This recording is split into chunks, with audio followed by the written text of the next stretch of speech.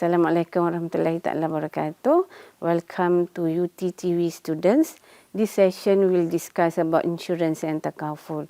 Material for code course Management and Syariah Insurance EKSA4401. So when we talk about insurance and takaful, so basically we need to understand who need insurance and takaful. Basically at individual level, we know that we are facing few risks, so that's why we have to mitigate the risk. And for example, for a father and a mother, okay, they may facing a premature death and they don't want to leave their children with financial difficulty if they do not take insurance or takaful. And when we talk insurance and takaful, of course, there are differences between insurance and takaful, which we will talk after this. But at the beginning, we will discuss first about insurance in general. And we take insurance or takaful because of the risk that we are facing. And the risk, which is actually being defined as a state of uncertainty or of which its consequence may result in possibilities of loss or other undesirable outcomes. And in takaful, the word risk refers to the likelihood of an event happening and the severity of the negative consequences which entail the possibility of a financial loss. And if the financial loss is big and huge, then we may have another problem in terms of overcome this financial loss. And there are few risks that we have to understand before we go to understand the insurance and takaful. There are risks which are pure risk and speculative risk. What is pure risk? Risks which are possibilities that can result in only loss, so this is pure risk. For example, our house is destroyed due to fire, or due to lightning, or due to flood, storm, premature death, accident, theft. So this is pure loss, which is the only result, which is loss of money, damage. But for speculative risk, which are the possibilities that can result in loss, no loss, or profit gain. Speculative risk generally cannot be covered. And the example for speculative risk is investment in the stock market or in foreign currency fluctuation. So this risk, which is in nature, which is speculative, we cannot insure by using insurance or takaful. So for the pure risk, generally it is insurable and either under insurance or under takaful. And for pure risk, it can be divided into three categories: personal risk, property risk, and liability risk. For personal risk, which is defined as the risk that is directly affects individuals. For example, for me, for you, for your parent, for your grandmother, for your grandfather. So if you are a lecturer, you are a student, you have this kind of risk that you may face. And what are the risks which is under the category of personal risk? There are 4 types of personal risk. So the first one, which is premature death.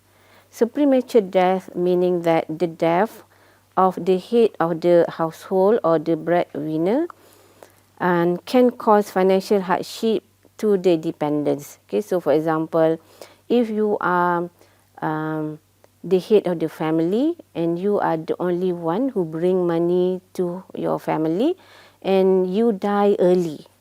So meaning that this is the premature death, meaning that the family, the children who are left behind may have difficulty to find money for their living if you die early. So if this is the risk that may occur to me, to you, what should be done? Do we want to leave them like okay, if I die, these children or my children or your children being left and on their own, they have to struggle, okay, to get money, or they want to depend to the zakat, they want to depend assistance from the orphanage home, okay, but are we sure that zakat, orphanage home will help them?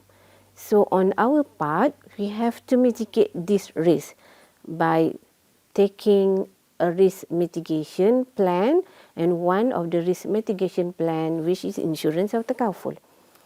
And then there are the risks which is insufficient income, post-retirement income. Okay, so we may live for 80 years, 70 years, 75 years, but our working period, okay, maybe you being appointed to work for 60 years, 65 years. Okay, so after the retirement, what will be the source of income for you? Okay, so one way of getting income after your retirement is by taking insurance or takaful, which give you the income after the retirement. So there are type of takaful or insurance that are giving this type of income. And another risk at personal level, which is poor health. So along the way in our life, we do not know, okay, at any time or at any age, we may face poor health. Okay, we may be diagnosed with diabetes or cancer, okay, or heart problem, okay, which we may want to go and get the medical treatment, okay. So maybe we have an accident, so we have to go to the hospital. We want the doctor to treat us, to do the operation, and of course the bill to do this medical treatment is quite expensive. So that's why one way of mitigate the risk of we are not having enough money to do the operation or the medical treatment by having insurance or takaful. And the third one, which is the unemployment. Okay, so the major threat to financial security resulting from business cycle down saving, technological and economic change, okay, and whatnot. So this also the risk that we may face, okay, and we may mitigate by having the takaful or insurance, because if we have insurance or takaful, we may take partially from the saving of our takaful, okay, to cover in the event that we don't have money that we need, okay. And another risk, which is property risk.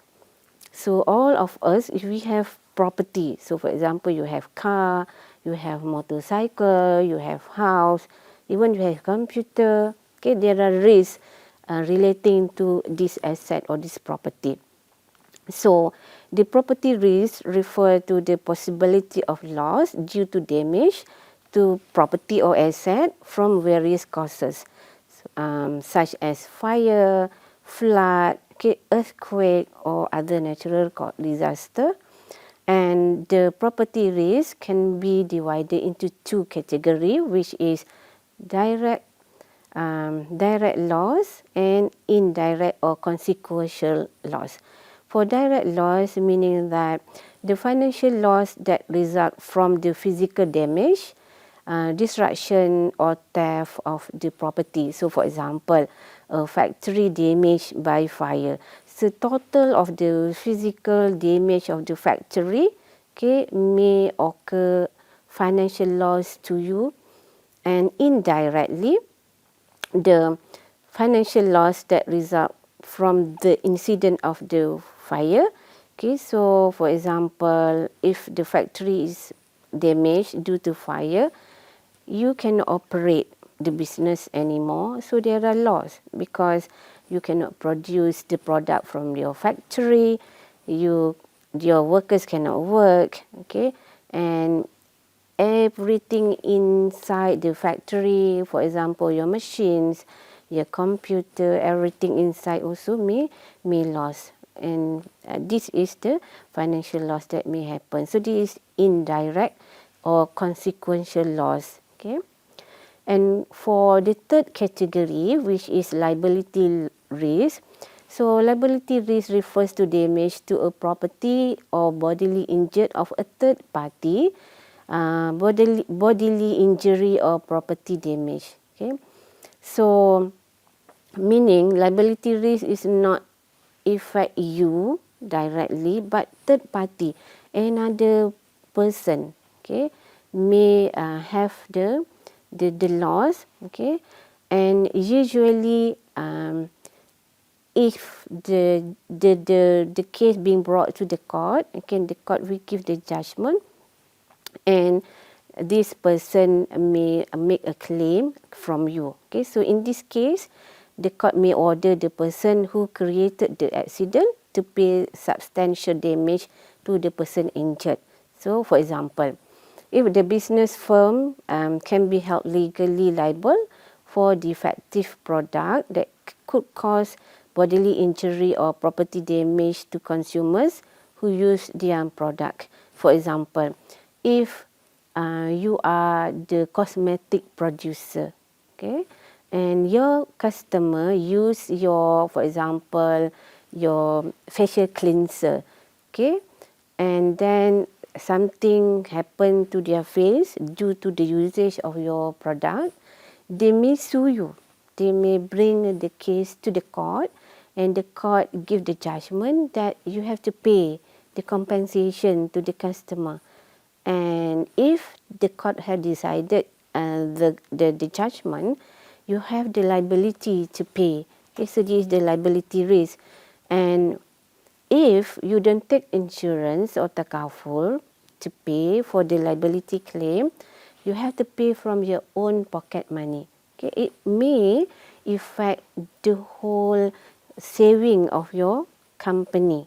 Okay, so that's why it is a practice for the businesses, okay, for the professional services to take liability risk or insurance. Okay, and then in terms of the risk that can be covered by insurance and takaful, there are a few characteristics. Okay, the first one, which is pecuniary value, which should have the pecuniary value, okay, which is the risk must involve a potential loss that can be financially measured.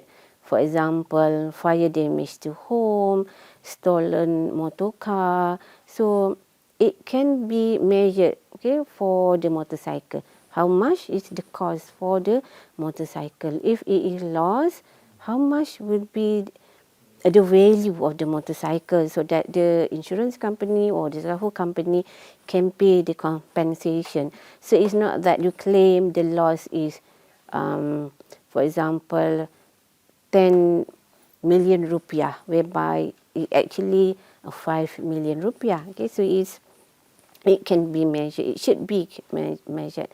And the second characteristic of risk that can be covered, which is homogeneous exposure, meaning there must be a large number of a similar type of risk to enable reasonable spread of risk. Okay, so for example, road accident. So accident which is may occur to a large number of people. There are many cars on the road, so the possibility that accident may happen, which is homogeneous, a large number, big number. So with this, then the insurance company may insure, okay, the accident of the car.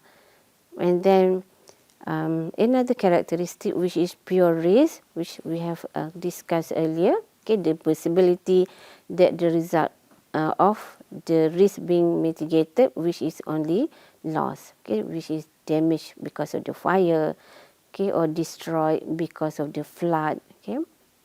And then particular risk, which is the risk that may affect only individual and is within the control of the individuals.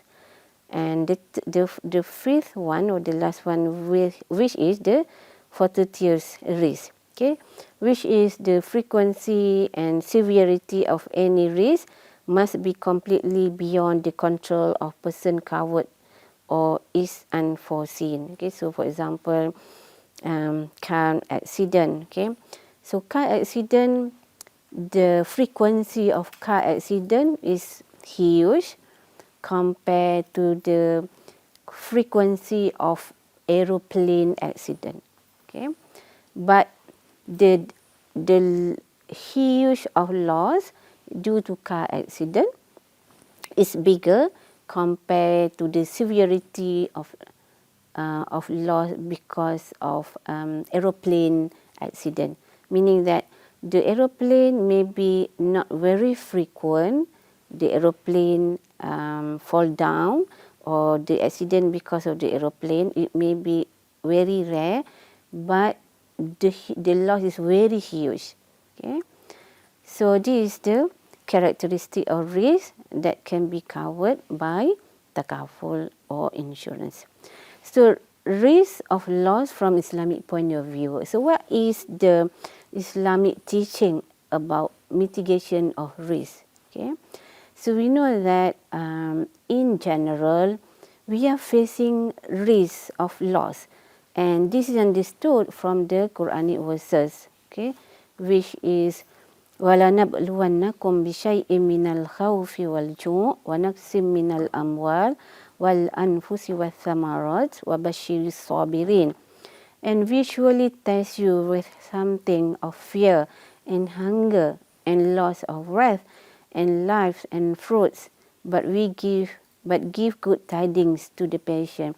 So meaning that in the Quran, this is sunnatullah, that we may be tested with the loss of breath, with the loss of life. But from spiritual perspective, we have to face this and we have to be patient. And so we always say that inna lillah wa inna ilaihi raji'un. But do we want only to accept this spiritually without having another mitigation or risk financially? So there's no prohibition of mitigation the risk of loss financially, because this can be understood from the hadith of Prophet Sallallahu Alaihi Wasallam, where there was an event, the Bedouin, okay, who left his camel without tying his camel. And the Prophet ﷺ said to him, why don't you tie down your camel? And he said that I put trust to Allah. And then the Prophet said, tie your camel first and then you put trust to Allah. Meaning that it is encouraged for us to mitigate the risk first, and then we left everything to Allah.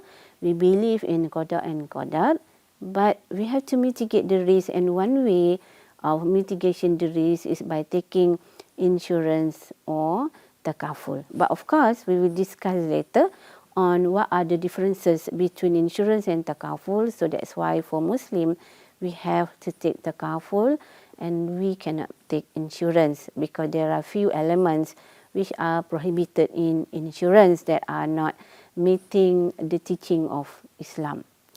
So then we will meet after. So that's all for this session, and we will continue in another session to discuss about takaful. So selamat belajar untuk mahasiswa Universitas Terbuka UT. Okay, see you in the next session. Okay, all the best. Assalamualaikum warahmatullahi taala wabarakatuh.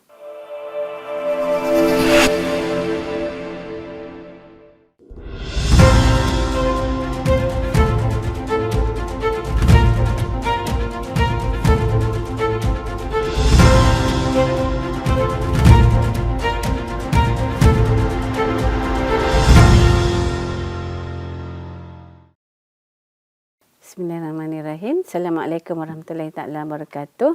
Welcome to UTTV students. This session we will discuss about prohibited elements in insurance, material for cost management and Syariah insurance, code EKSA4401. And my name is Asma Abdul Rahman. when we talk about insurance, okay, we have to understand that what are the contractual agreement between insurance and the customer.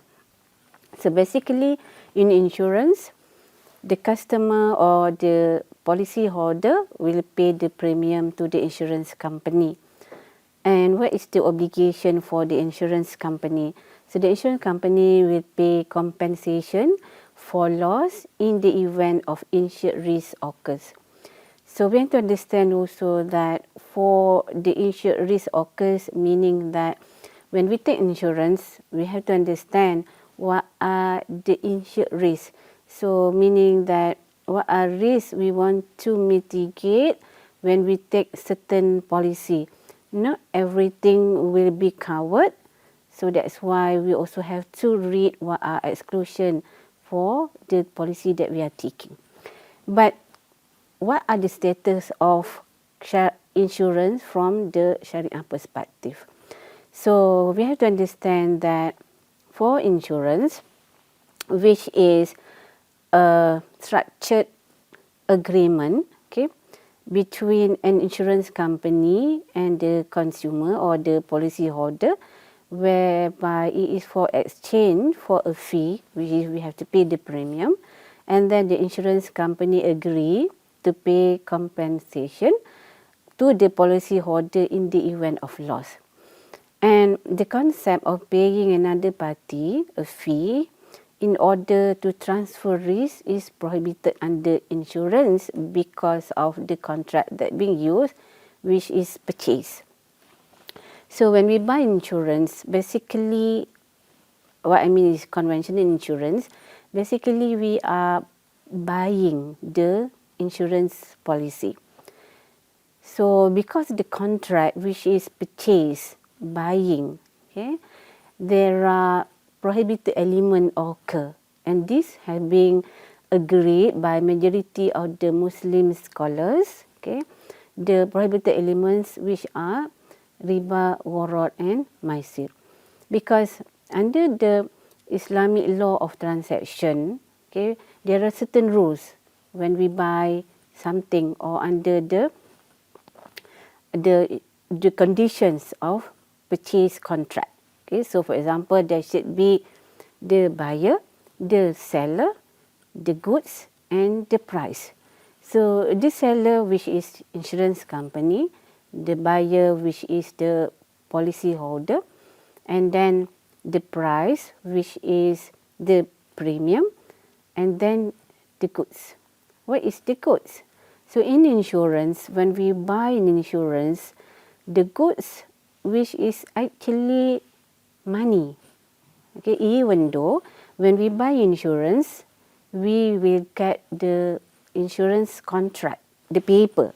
Okay, this is not intention of buying insurance. I mean, the paper, the policy is not what is intended, because what we intend when we buy insurance, we intend that we will get compensation. What is the compensation? The compensation is the money itself. So that's why when we purchase insurance, which is actually the exchange of money with money. So under the Islamic law transaction, there are certain rules for exchange of money and money. It should be on the spot. Okay? It should be an equal amount of transaction. Okay? And there should be no additional, and it cannot be delayed. Okay? But because of insurance, when we buy insurance, okay, we do not exchange the money on the spot. Okay, so that's why the element of riba occur in the insurance contract. So let me give the example. Okay, how this element riba, gharar and maisir occur. So for example, if we take life insurance, so we know that for life insurance, which is the contract which may long to 20 years or 30 years. Okay, so within this period, okay, we insure our own self, for example. So I give in the amount of the Malaysian ringgit. Okay. So for example, if I insure myself for 500,000 ringgit, okay, and I have to pay the premium monthly, and let's say I have to pay every month 400 ringgit, okay, for the period of 30 years. Okay, so I will get what I am buying, which is the insured amount, 500,000 ringgit, later when I die. Okay, so because of the delay, okay, of giving compensation to me, okay, which is subject to my death, okay, the delay, and also the amount of exchange, which is I pay the premium, which is lesser, and then I get the compensation, which is 500,000 ringgit later, okay, because the delay and the additional amount. So this is the element of riba, and we call riba al-buyu', because the exchange of purchase between me and the insurance company, and it is delayed. So this is riba al-buyu'. And then riba of ad-duyun also occur in insurance, okay, because when we take insurance, we are allowed to take loan from our own policy. So let's say within this 30 years of the policy, or the life insurance policy, after 5 years, for example, I need money. So rather than I go and take money from my bank account, I may borrow from my own policy. And if I borrow from my own policy, I will be charged interest. So this is riba ad-duyun. So element of riba occur in insurance, or in the conventional insurance.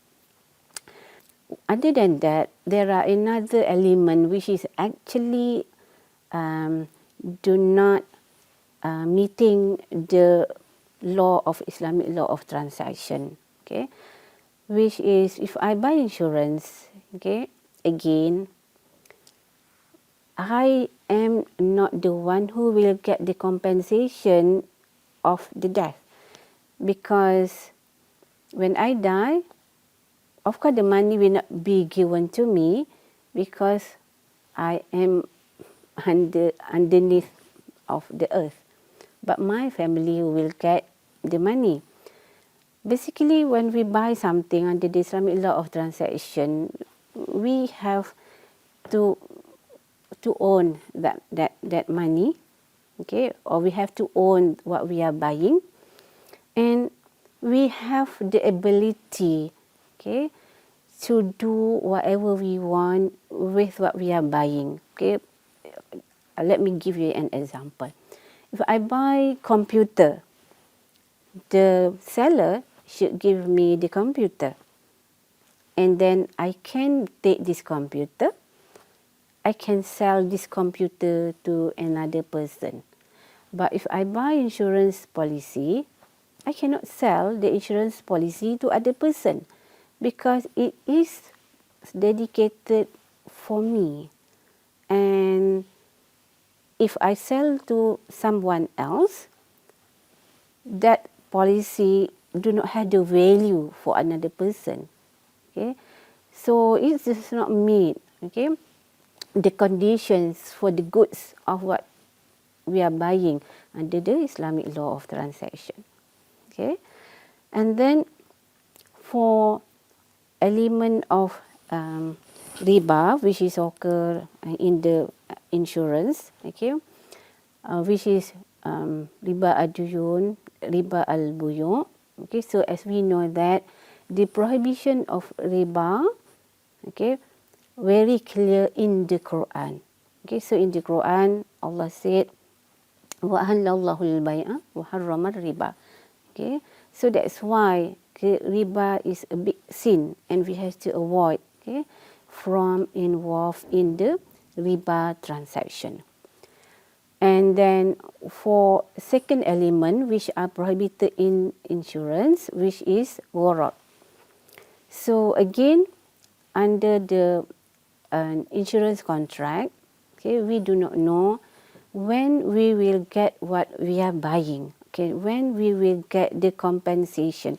So for example, if you have car insurance, okay, you pay the premium. Let's say you insured your car for 80,000 ringgit, and you pay the premium 1,000 ringgit. And when we will get the compensation of 80,000 ringgit, it is unsure, uncertain, because we do not know when the accident may occur. And on top of that, if insurance occur, we do not know how much the damage of the car. For example, if the damage is only the front of the car, and maybe the loss is only 5,000 ringgit, whereby you are buying for 80,000 ringgit. So this is uncertain, okay, of how much you will get, okay.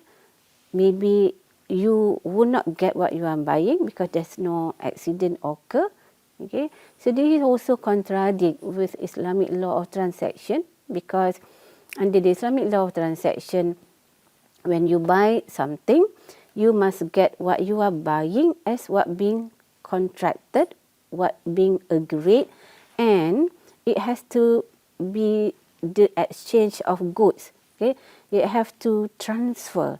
Okay, you give the money, and then you get what you are buying. Okay, but when you buy insurance, the exchange subject to the occur of the insured risk, occur of the risk. Okay, so because of the uncertainty, okay, this is called gharar under the Islamic teaching, and it is also prohibited if the element of gharar occur in the buying and selling insurance. Okay, and then we are also not sure, okay, for how much we have to pay for the premium, and this is especially for life insurance. For car insurance, yes, we know that how much the premium we have to pay, because the car insurance, which is renewal annually, and you have to pay.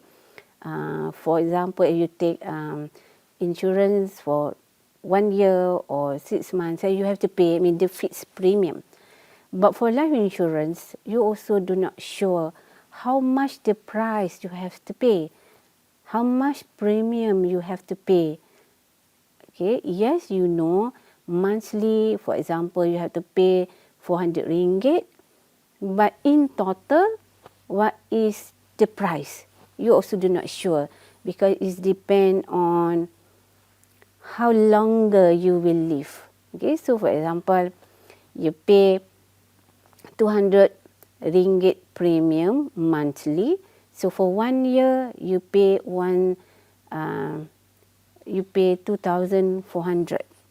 Okay, and let's say for the third year you die, okay, or fifth year you die. So you pay the different price, you pay different amount of premium, okay, to get the compensation of 500,000 ringgit of compensation for the exchange of the premium. So this is uncertainty of price, uncertainty of how much you will get, okay. And this is also especially when it comes to life insurance, if total permanent disability occur. Okay, so for example, you meet an accident, and then the doctor have to cut your leg, okay, because of the severe, okay, accident happen. You may get the compensation because of the loss of your leg, but you are not sure, Okay, even though in the schedule, in the insurance policy, it been stated how much you will be paid if you lost one leg, if you lost one hand, if you lost one finger. There is the schedule, how much they will pay you. But it's uncertain because either you meet an accident, the doctor had to cut your leg or not. So because of the uncertainty of how much you will get, this is considered as warat under the Islamic law of transaction. Because we have to follow the law of Islamic of Islam. Okay, when we do the transaction, and this is to avoid uncertainty, to avoid dispute between the buyer and the seller. So that's why Islam come with this ruling, with this law. For those who have the contract, they have to fulfill their obligation. And then the element of maisir, which is occur in the insurance, because this the nature of insurance itself, because of uncertainty. Okay? So in the event, if there are accident, you pay 400 ringgit, or you pay the premium of 1,000 ringgit. Okay, and insurance company will pay you, for example, car accident occur, your car damage, insurance company will pay you, for example, 40,000 ringgit. So in this case, insurance company occur loss because you only give them 1,000 ringgit and they give you 40,000 ringgit. But in the event nothing happen, you pay 1,000 ringgit, no accident, you get nothing, but insurance company is making profit. Okay, so because of this element, of maisir, because it looks like each party may get something if this happen, that happen. So this is the element of maisir or gambling, and this is also prohibited in Islam. So that's why when we talk about the prohibited element in insurance, majority of scholars agree that insurance is prohibited, and we have to find an alternative way of mitigating the risk, and they come with the introduction of takaful. So we will discuss about takaful in the next session. And I hope that this session gives you an overview and understanding of what is the prohibited element in insurance. Okay, so I wish you all the best. Okay, selamat belajar, sukses untuk mahasiswa UT, and see you in the next session. Thank you very much. Assalamualaikum warahmatullahi wabarakatuh.